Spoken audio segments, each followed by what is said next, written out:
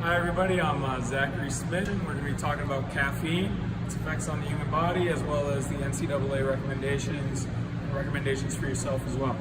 Okay, first I'd like to start. We have our benefits. Some of our benefits consist of enhanced endurance, reaction time, self-perceived energy levels.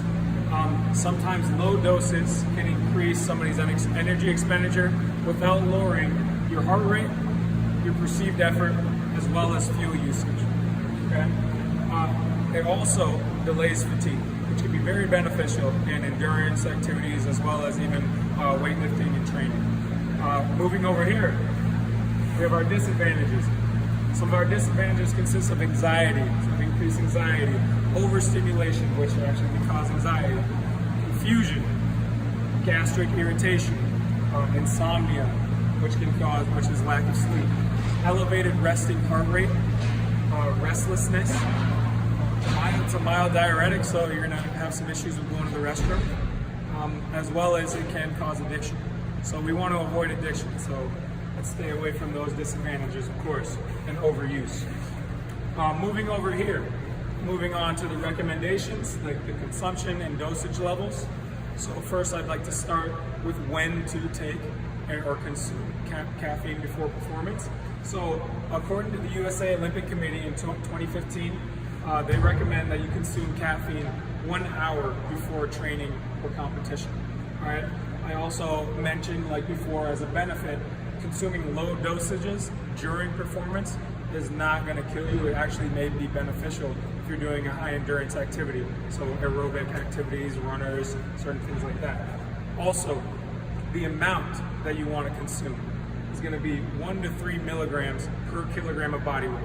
So if we translate that into an example, a 50 kilogram female is going to consume, or would have to consume 50 to 150 milligrams of caffeine before performance or during performance in low doses if she's a runner. Okay?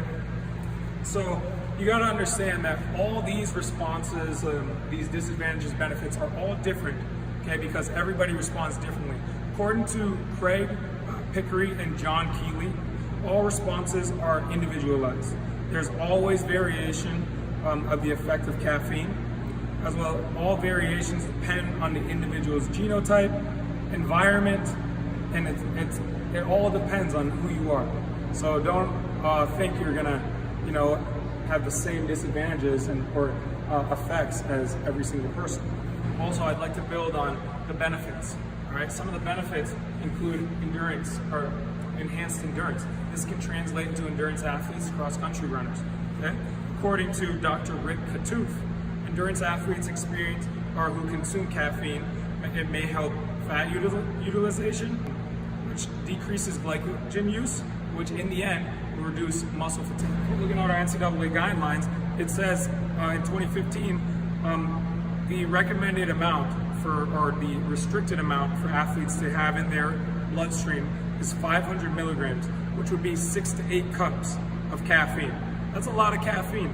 That means you're addicted, okay? You should not be consuming that much caffeine. I would also like to add that certain caffeines affect you completely different. So certain athletes that love to consume their energy drinks in the morning, it's recommended that you don't consume energy drinks or soft drinks. It's better to consume a more pure form of caffeine or cacao. Thank you everybody for listening to me. This was my speech on caffeine. I hope you all enjoyed it.